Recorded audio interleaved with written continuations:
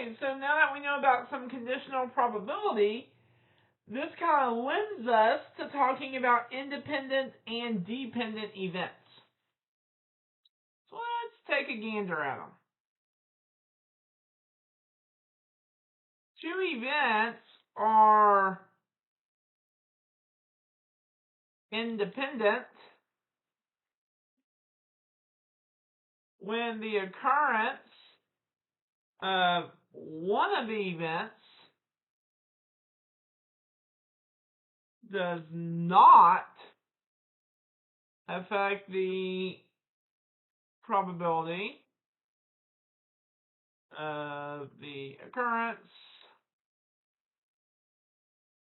of the other event.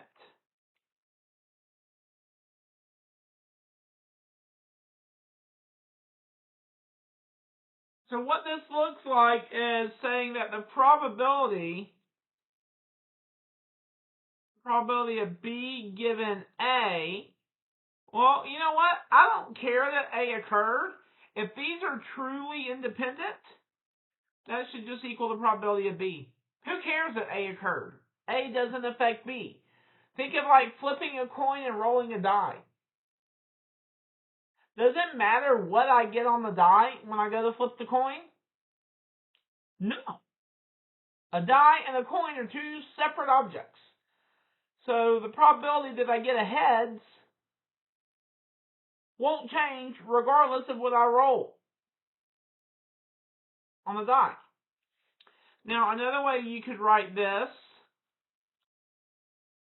is the probability of A given B is equal to the probability of A.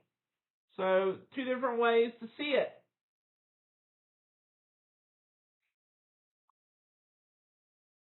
Now, you're like, okay, that's great and all, but how can I put this into just plain Jane English? We could say that A happened, but it did not affect the chance of event B happening in any way.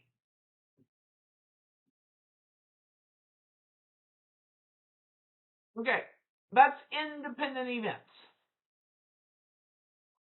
Now, I'm going to go highlight those. There we go.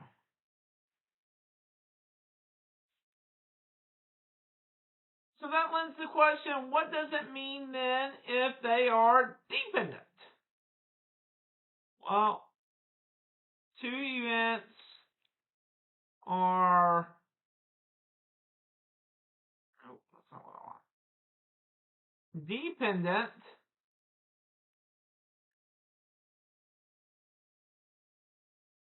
if they are not independent.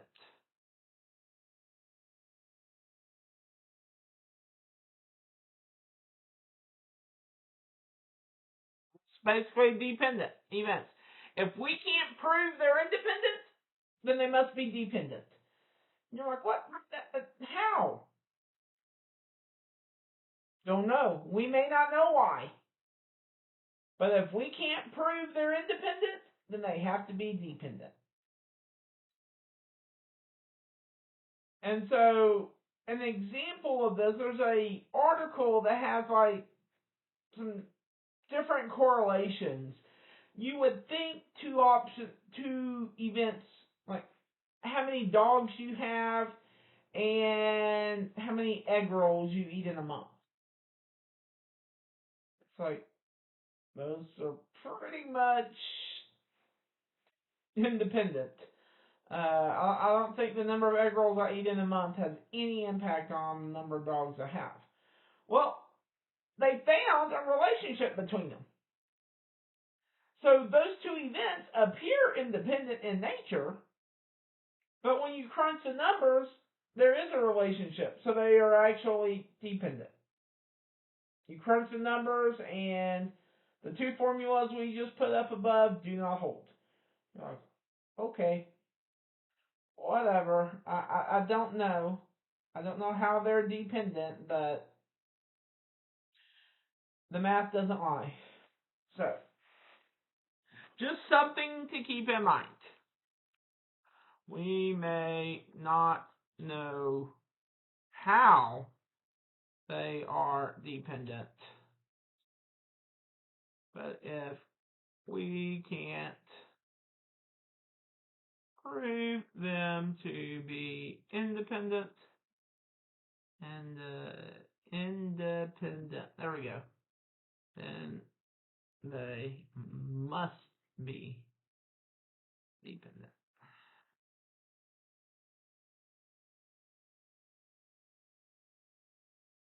Okay, so let's see an example. Let's see an example.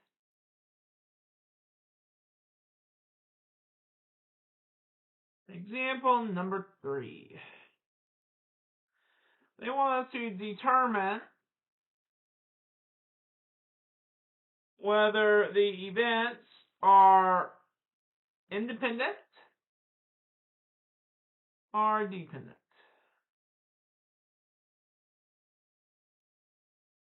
So the first one, part A, selecting a king, which we're going to call event A, from a standard deck,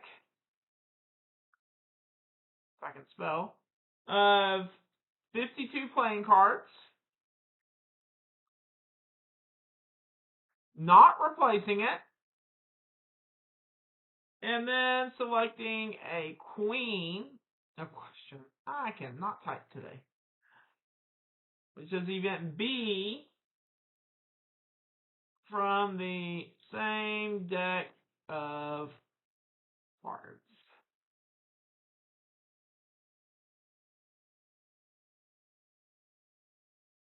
Okay, so that's one of them. And then the other event we've got to consider.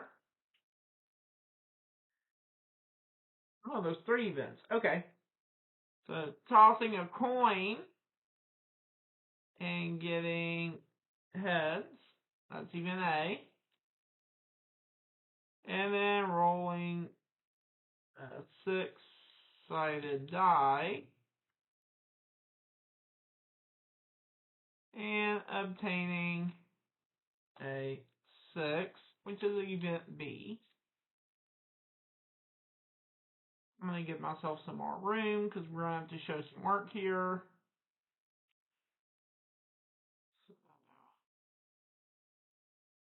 And then event C, or part C, driving over 85 miles per hour is event A. And then getting in a car accident, event B.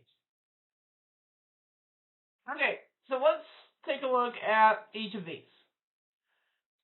The way we're going to determine whether they're independent or dependent is to try to compute the probabilities. So selecting a king from a standard deck of playing cards, not replacing it, and then selecting a queen. Well, let's get the probability of B given A. We know from example 1 that that is 4 out of 51. So this is example number 1 of the section. Now, what's just the probability of B occurring? So just picking a queen. Well, what do you mean pick? Just if you have a whole deck of cards, what's the chance we get a queen? 4 out of 52.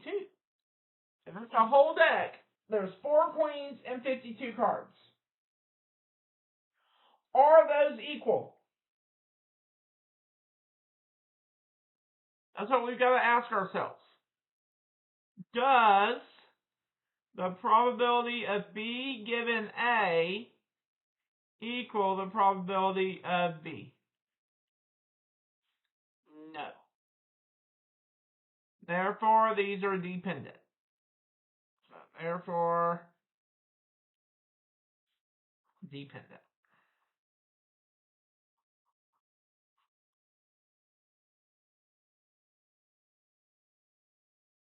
Okay, there we go. So now, let's look at B. Tossing a coin and getting heads, and then rolling a six-sided die and obtaining a 6. Let's crunch our numbers, do our math here. So the probability of B given A, which would mean rolling a 6 given we flip the heads. Well, who cares that we flip the heads? That's going to be 1/6. If I roll a die, I don't care about the coin, that's 1/6. So what's the probability of just rolling a 6? 1/6. Okay, so are these equal? Probability of B given A is equal to the probability of B. Therefore, these are independent.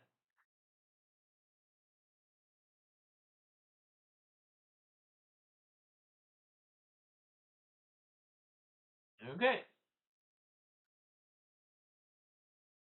And then C, driving over 85 miles an hour, that's event A, and then getting in a car accident, event B. Now, there's no numbers to crunch here, but just reason through it. The faster you drive, what is known to happen?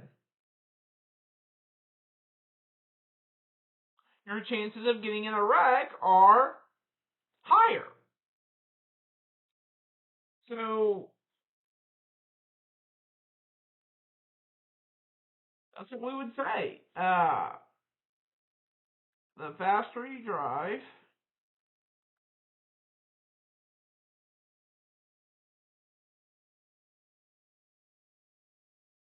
the higher your chance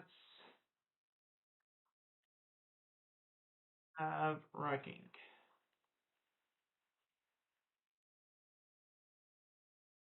So therefore, these are dependent. One affects the other. Now, some of you are like, well, if there wouldn't be idiots on the road, I could drive however fast I want to. Some wrecks aren't always the other person's fault. Some wrecks are your fault. I mean, just saying. You drive off the road, you're texting and driving, you drive off the road, you overcorrect, flip your car. No one else is on the road. You caused that wreck. So the faster you drive, the higher your chance of wrecking.